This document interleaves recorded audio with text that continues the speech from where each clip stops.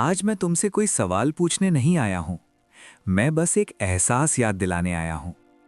वो एहसास जो शायद तुमने कभी महसूस किया था, पर लाइफ के शोर में खो गया।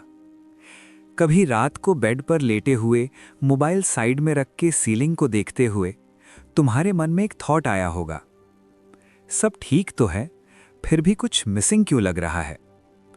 तुम थके हुए हो, पर काम से नहीं। तुम बोर हो, पर जिंदगी से नहीं।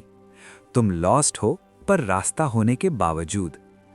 और सबसे अजीब बात यह है, तुम इस फीलिंग को किसी को समझा भी नहीं पाते, क्योंकि बाहर से तो सब नॉर्मल लगता है। पढ़ाई, जॉब, रूटीन, रिस्पॉन्सिबिलिटीज सब चल रहा है, पर अंदर अंदर कुछ पूछ रहा है। मैं रोज उठता हूं, पर क्यों? ये सवाल डेंजरस नहीं है। ये सवाल कमजोर लोगों का नहीं होता। ये सवाल उन लोगों के पास आता है जो सिर्फ जिंदा रहना नहीं, जीना चाहते हैं। और इसी सवाल का जवाब ढूंढते हुए एक रात टोक्यो में दो लोग एक छोटी सी बार में बैठे थे। बारिश हो रही थी, शहर चमक रहा था, और बात चल रही थी जिंदगी के मतलब पर। उन्होंने एक जापानीज वर्ड यूज किया, सॉफ्ट सा, मिस्टीरियस सा, इकिगाई। कोई मोटिवेशनल स्लोगन नहीं, कोई हसल कल्चर नहीं, बस एक शब्द जो पूरी जिंदगी को एक्सप्लेन कर देता है। इकिगाई का मतलब होता है तुम्हारी वजह उठने की। अलार्म नहीं, प्रेशर नहीं, मजबूरी नहीं, बस एक रीजन जो तुम्हें जिंदा महसूस कराए।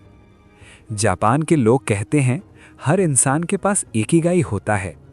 किसी का मिल जाता है, किसी का छुपा रह जाता है। और जहां इकिगाई स्ट्रांग होता है, वहां जिंदगी लंबी ही नहीं, गहरी भी होती है। अब एक जगह इमेजिन करो, जापान का ओकिनावा आइलैंड।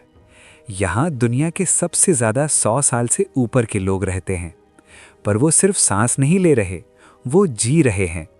उनकी आंखों में फियर नहीं होता, उनके चेहरे पर शिकायत नहीं होती, उनके रूटीन में भी बोर्डम नहीं होता। वहां के लोग रिटायरमेंट का इंतजार नहीं करते, क्योंकि उनके लिए काम सिर्फ पैसा नहीं, पहचान होता है।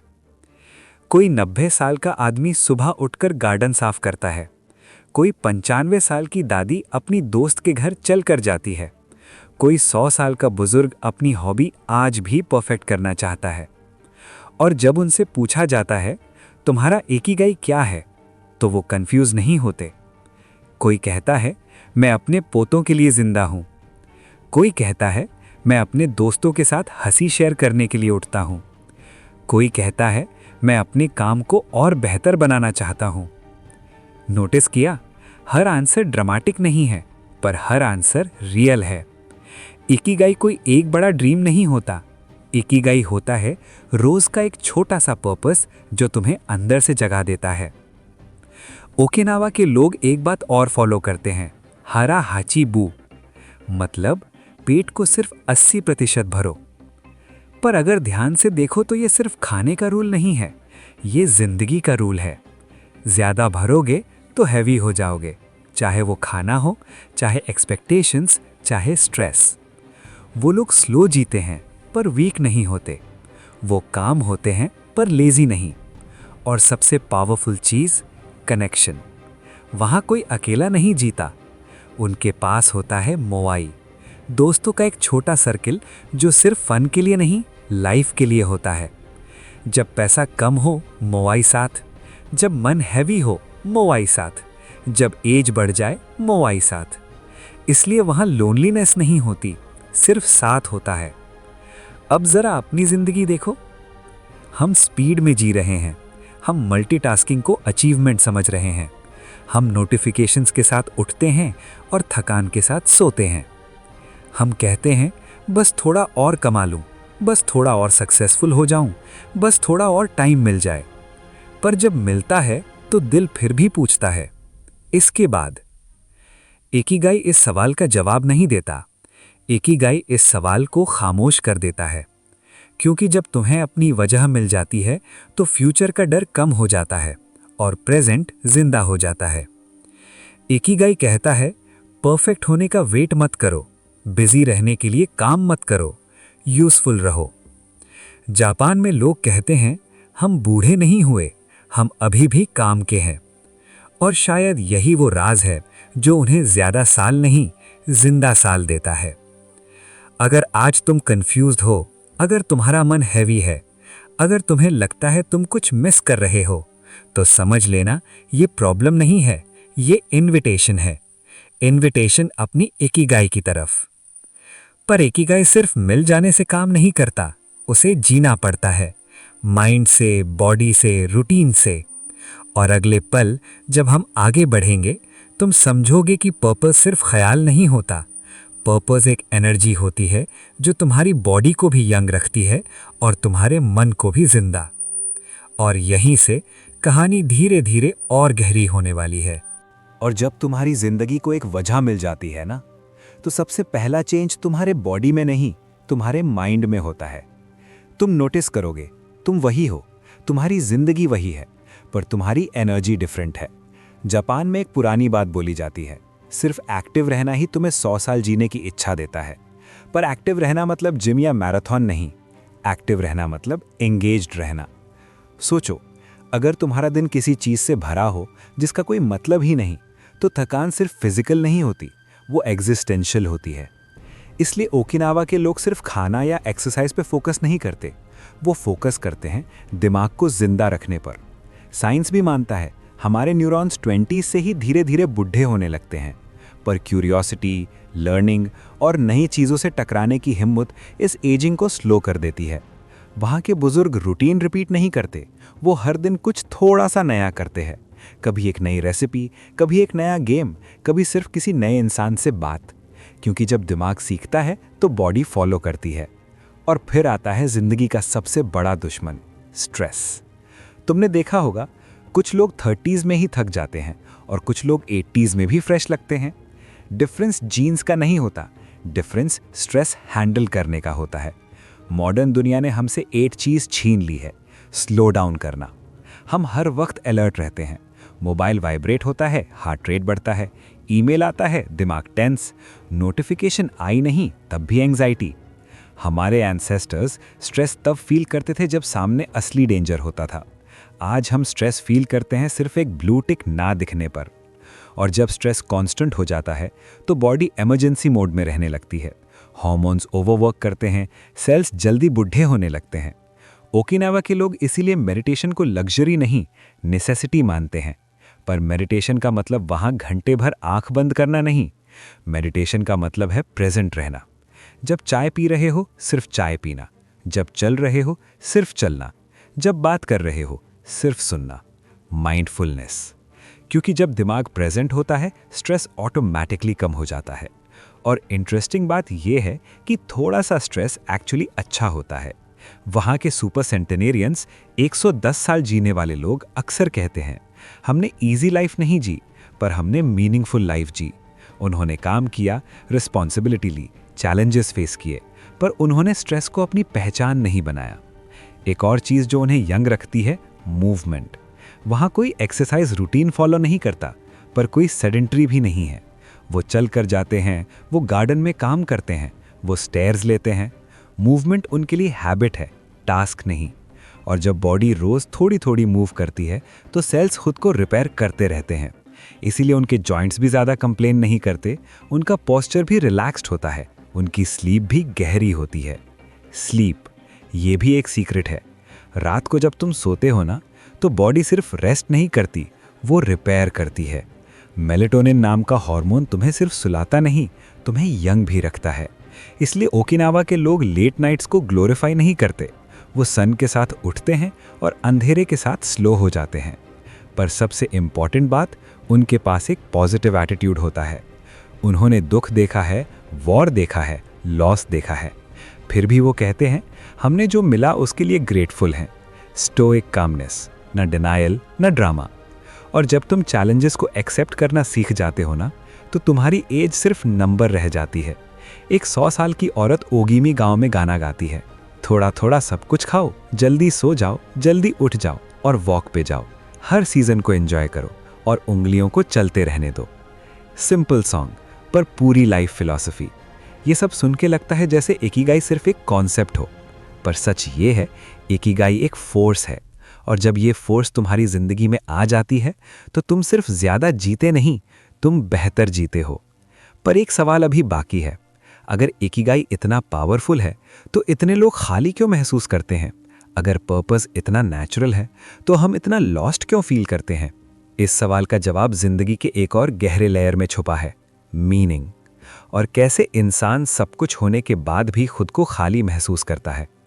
अगला पल हमें ले चलेगा एक ऐसे आदमी के पास जिसने पेन के बीच पर्पस को ढूंढ लिया और जिसकी सोच ने पूरी दुनिया को ये सिखा दिया कि अगर तुम्हें अपना वाय मिल जाए तो तुम ऑलमोस्ट हर हाव सही सकते हो। कभी नोटिस किया है, सबसे ज्यादा दर्द तब होता है जब जिंदगी में सब कुछ हो पर फिर भी अंदर कुछ खाली हो। इस खालीपन का नाम डिप्रेशन नहीं होता, इसका नाम फेलियर भी नहीं होता, इसका नाम होता है मीनिंग का लॉस। और इसी लॉस को समझने के लिए हमें मिलना पड़ेगा एक ऐसे इंसान से जिसने जिंदगी का सबसे अंधेरा फेस किया और फिर भी रोशनी ढूंढ ली। उसका नाम था विक्टर फ्रैंकल। जब दुनिया आगे बढ़ रही थी, जब लोग सपने बना रहे थे, फ्रैंकल एक कॉन्सेंट्रेशन कैंप में था, ऑश्विट्स, जहां नाम छीन लिए जाते थे, जहां फ्यूचर खत्म कर दिया जाता था, जहां इंसान सिर्फ नंबर बन जाता था।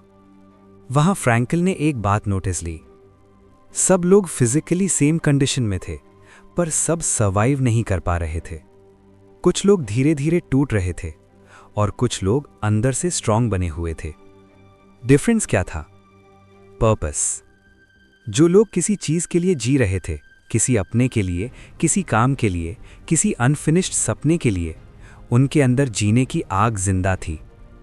फ्रैंकल ने वहां एक लाइन लिखी जो बाद में हिस्ट्री बन गई, He who has a why to live for can bear almost anyhow। तुम सोच रहे होगे कि पर मुझे कैंप में थोड़ी ही भेजा गया है। सच है, पर मॉडर्न दुनिया के कैंप्स अलग होते हैं। नाम अलग होता है, पेन सेम होता है। Empty job, broken relationships, comparison, Sunday की शाम का साइलेंस और मंडे का डर। फ्रैंकल के पास आने वाले पेशेंट्स अक्सर एक ही लाइन बोलते थे, doctor I feel empty inside. और फ्रैंकल उनसे पूछता, तुम सुसाइड क्यों नहीं करते? शॉक लगता है ना? पर जब पेशेंट सोचता तो कोई ना कोई रीजन मिल ही जाता, पेरेंट्स के लिए, बच्चों के लिए, किसी अधूरे काम के लिए। और फ्रैंकल कहता, बस यही तुम्हारा क्लू है। लोगोथेरेपी का एक सिंपल सा रूल है, हम मीनिंग क्रिएट नहीं करते, हम मीनिंग डिस्कवर करते हैं। तुम्हारी लाइफ का पर्पस तुम्हारी लाइफ के बाहर नहीं है, वो तुम्हारी लाइफ के अंदर छुपा है। एक माँ जो अपने बीमार बच्चे के लिए जी रही हो, एक आदमी जो किसी को पेन से बचाने के लिए दर्द सह रहा हो, एक डॉक्टर जो अपनी वाइफ के जाने के बाद भी जिंदा है क्योंकि वो उसका दर्द अपने ऊपर ले चुका है। फ्रैंकल ने एक बार एक बूढ़े डॉक्टर से कहा, अगर आप पहले मर जाते तो आपकी वाइफ को यह दर्द सहना पड़ता। आज आप जी रहे हो, मतलब आप उस दर्द का प्राइस चुका रहे हो। और उस डॉक्टर के लिए वो पेन ही उसका पर्पस बन गया। इकिगाई भी यही कहता है, तुम्हारा पर्पस हमेशा खुशी से नहीं आता, कभी कभी वो रिस्पॉन्सिबिलिटी बनकर आता है, कभी कभी वो दर्द के रूप में आता है। पर जब तुम उस दर्द को एक्सेप्ट कर लेते हो तो वो तुम्हें तोड़ता नहीं, वो तुम्हें डिफाइन करता है। जापान में एक और थेरेपी है, मोरिता थेरेपी। इस थेरेपी का एक ब्रूटल सच है, तुम अपनी फीलिंग्स को कंट्रोल नहीं कर सकते, पर तुम अपने एक्शंस को कर सकते हो। तुम एंग्शियस हो, ठीक है, तुम डिप्रेस्ड हो, ठीक है, पर सवाल यह है, इस स्टेट में भी मुझे क्या करना चाहिए? मोरिता कहते थे, फीलिंग्स मौसम की तरह होती हैं, आती हैं, जाती हैं। पर अगर तुम हर बार बारिश रुकने का वेट करोगे तो तुम चलना ही भूल जाओगे। इसलिए मोरिता कहता है, जो काम करना है उसे करो, चाहे मन करे या न करे। और जब एक्शन रिपीट होता है तो धीरे धीरे इमोशन फॉलो करता है। इकिगाई भी यही करता है, तुम पहले पर्पस के हिसाब से एक्ट करते हो और फिर मोटिवेशन अपने आप आ जाता है। इसलिए इकिगाई मोटिवेशन का रिजल्ट नहीं, इकिगाई मोटिवेशन का सोर्स है।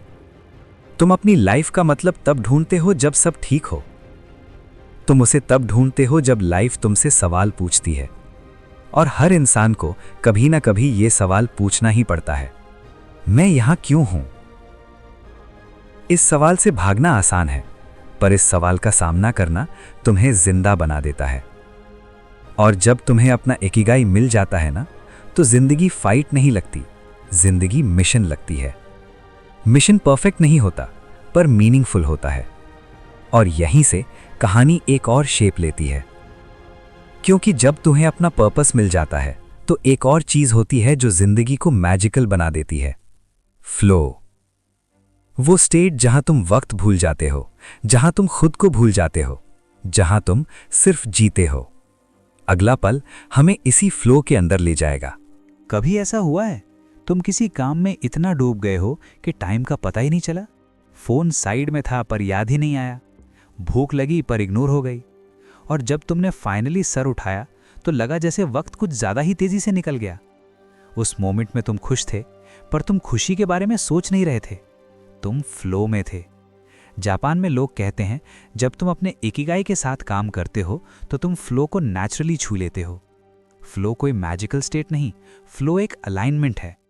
तुम्हारी स्किल और चैलेंज जब एक ही लेवल पर मिल जाते हैं तो दिमाग शोर बंद कर देता है। न पास्ट का रिग्रेट, न फ्यूचर का डर, बस अभी। एक स्कीयर बर्फ पर फिसलता है, एक सर्जन ऑपरेशन करता है, एक राइटर लिखता है, एक माँ अपने बच्चे को संभालती है। काम अलग है, एहसास सेम है। फ्लो में ईगो डिसॉल्व हो जाता है। तुम प्रूव नहीं कर रहे होते, तुम कंपेयर नहीं कर रहे होते, तुम बस कर रहे होते हो। और शायद इसीलिए फ्लो दुनिया का सबसे नेचुरल एंटी डिप्रेसेंट है। प्रॉब्लम यह है हम फ्लो को ब्रेक कर देते हैं। हर 2 मिनट में फोन चेक, हर काम के साथ दूसरा काम, दिमाग को कभी शांत होने का मौका ही नहीं मिलता। मल्टीटास्किंग को हम स्मार्ट समझते हैं, पर सच ये है मल्टीटास्किंग दिमाग को थका देता है। फ्लो के लिए एक रूल है, एक वक्त पर एक ही काम।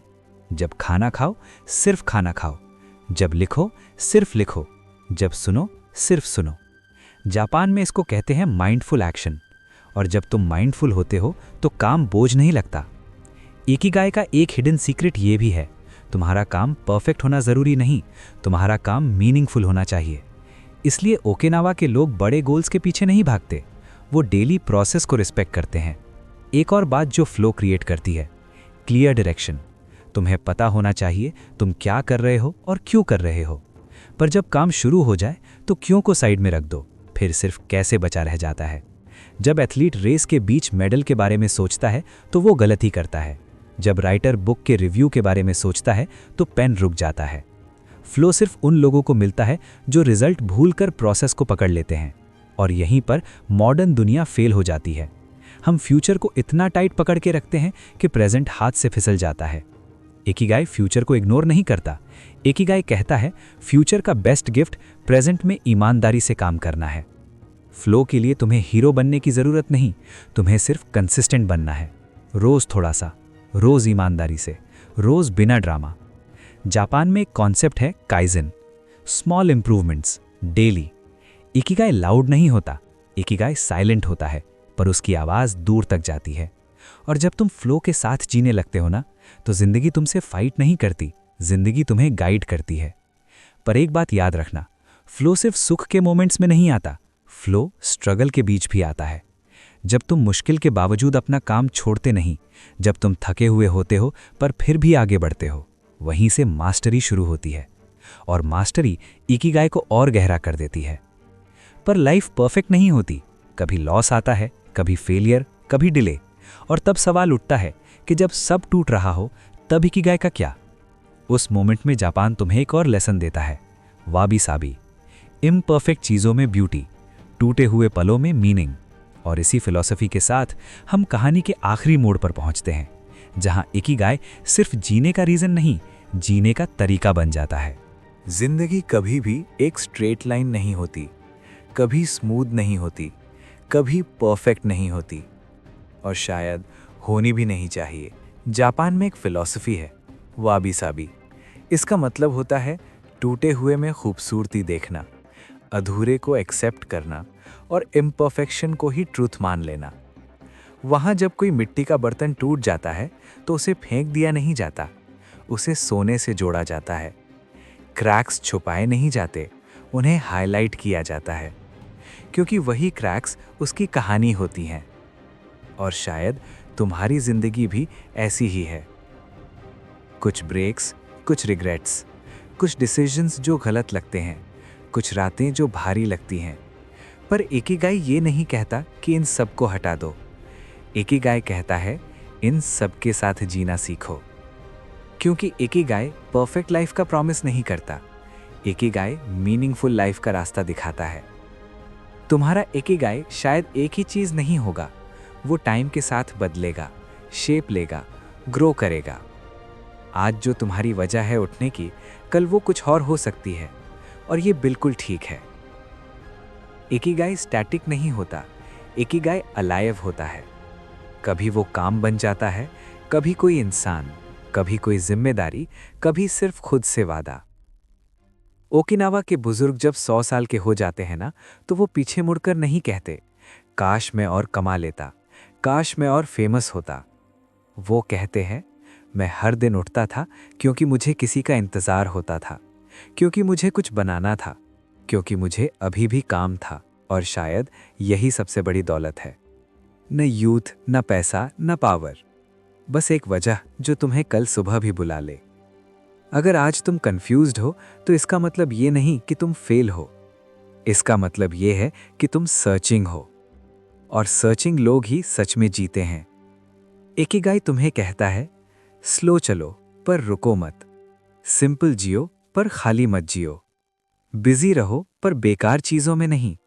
अपनी बॉडी का ख्याल रखो, अपने माइंड को जिंदा रखो, और अपने काम को थोड़ा थोड़ा बेटर बनाते रहो रोज।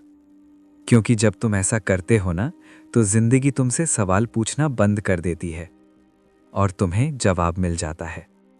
शोर में नहीं, साइलेंस में, तुम्हारे इकिगाई में। अगर ये कहानी तुम्हारे दिल के किसी कोने को छू गई हो, अगर तुमने खुद को कहीं न कहीं इसमें महसूस किया हो, तो समझ लेना तुम अकेला नहीं हो। यहीं पर हब बुक पर हम ऐसी ही कहानियां शेयर करते हैं, बुक्स जो सिर्फ पढ़ी नहीं जाती, महसूस की जाती हैं। अगर तुम चाहते हो कि हर बार जब जिंदगी भारी लगे, तुम्हें कोई याद दिलाए कि जीने की वजह अभी बाकी है, तो सब्सक्राइब कर लेना। शोर के लिए नहीं, व्यूज़ के लिए नहीं, बस इसलिए ताकि जब तुम्हें ज़रूरत हो, ये आवाज़ तुम तक पहुंच सके। क्योंकि शायद तुम्हारा इकिगाई अभी पूरा लिखा नहीं गया है, और तुम्हारी कहानी अभी ख़त्म नहीं हुई।